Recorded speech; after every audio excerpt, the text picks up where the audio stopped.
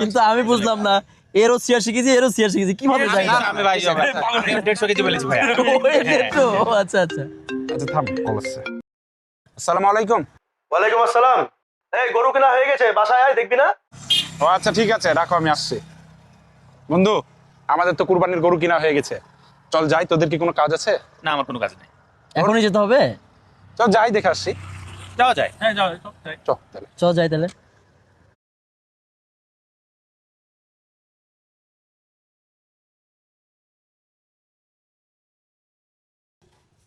মাশাআল্লাহ, খুব সুন্দর গরু কিনেছিস তো। কত দাম নিয়েছে এটা? 1,10,000 টাকা। আলহামদুলিল্লাহ, খুব ভালো হয়েছে। রাসেল কেমন হয়েছে? হ্যাঁ, খুব সুন্দর হয়েছে আলহামদুলিল্লাহ। আর কালো গরু তো আমার খুব পছন্দ, একবারে তোর মতন কালার। বন্ধু, তোদের গরু তো দেখা হলো, আমাদের গরু তো গতকালকে নিয়ে চলে আসছি বাসাতে। চ, আমাদেরটাও দেখবি। চল তাহলে যাই। হ্যাঁ, চল যাই। বন্ধু দেখ কেমন হয়েছে। মাশাআল্লাহ, অনেক সুন্দর হয়েছে। কত দাম নিল রে? এই তো বন্ধু 1,60,000 টাকা নিচে। মাশাআল্লাহ মাশাআল্লাহ, কালারটা অনেক সুন্দর। 1,60,000 তো ভালোই গরু পেয়েছিস। আমাদেরও গরু ছাগল দুটাই কিনা হয়ে গেছে, কিন্তু বাসায় নিয়ে আসতে পারিনি, বাসাতে জায়গা কম তো, এর জন্য তোদেরকে দেখাতে পারলাম না। একবার ঈদের দিন সকালবেলাতে নিয়ে আসবো। আর সমস্যা নাই, চল আমরা চা খেতে যাই, গরু তো দেখলাম। হ্যাঁ চল যাই, চা খাই। চল, সুন্দর হয়েছে গরুটা।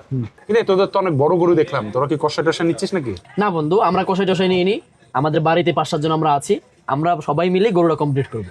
না ঠিকই আছে, কুরবানির ঈদ তো তোর নিজে কাজ করাই মজা। নিজে হলো কুরবানি করবো, নিজেরা কাজ করবো, মাংস কাটবো, এটাতেই তো আনন্দ। হ্যাঁ, আর বলিস না, আজকে দেখছি কসাইদের যে ডিমান্ড এখন, হ্যাঁ। আজকে বিমানে করে করে চলে গেছে। আর বেতন কত? 70,000 থেকে 1,00,000 টাকা। হ্যাঁ, শোন বন্ধু, আমিও কিন্তু কসাই ট্রেনিং করব। না আসলেই আসলেই এমন কষয়ের ডিমান্ড, মানে তোর 1 মাস 2 মাস আগে থেকে সিরিয়াল দিয়ে পাওয়া যাচ্ছে না, কষয়ের হেভি ডিমান্ড। এই তোরা থাম। আয়ান, তোকে শুরু থেকে আমি দেখছি অন্যমনস্ক হয়ে আছিস, কোনো সমস্যা? আর তোরা গরু কিনিস নি? তোরা তো প্রতি বছর সবার আগে গরু কিনিস। না বন্ধু, এবছর গরু কিনা হয়নি। আসলে এবছর কোরবানি দেওয়া হচ্ছে না আমাদের। কেন, কি হয়েছে? আসলে এবছর আব্বা বাসার কাছে শেষ করলো তো, যে আমাদের কিছু ঋণ হয়ে গেছে, সেজন্য এবছর কোরবানি দেওয়া হচ্ছে না। ইনশাল্লাহ সামনের বছর কোরবানি দেবো। আর সমস্যা নাই বন্ধু, তুই কালকে আমার বাসায় চলে আয়, একসাথে কুরবানি দিয়ে মজা করব। বন্ধু, তোর বাসায় কালকে অনেক গ্যাঞ্জাম হবে। আয়ান, তুই আমার বাসায় সকাল সকাল চলে আসবি। তুই আসবি, 2 বন্ধু মিলে আমাদের গরুটা আমরা কমপ্লিট করবো, ঠিক আছে? আচ্ছা থাম তোরা, আমি একটা কথা বলি। ঘটনা যে তোর বাসাতেও একটা গরু, তোর বাসাতেও একটা গরু, আর আমার বাসাতে একটা গরু একটা ছাগল আছে। তো আমি বাবাকে বলে ছাগলটা পরে কুরবানি করার ব্যবস্থা করি, আগে গরুটা আমরা সবাই মিলে কাজটা কমপ্লিট করে ফেলি, তারপর সবাই মিলে তোরা আমার বাসায় আয়, দিয়ে সবাই মিলে একসাথে ছাগলটা কুরবানি করি। কি বলছিস? খুব সুন্দর বন্ধু। তাহলে আমাদের সব বন্ধুদের একসাথে আনন্দ করা হলো, কুরবানিটা হলো। আয়ন, তুই বন্ধু সকাল সকাল চলে আয়, আর তুই ছাড়া তো মজা হবেই না। ইনশাআল্লাহ। বন্ধু, এবার যে আমি কুরবানি দিচ্ছি না, আমার মনটা খারাপ।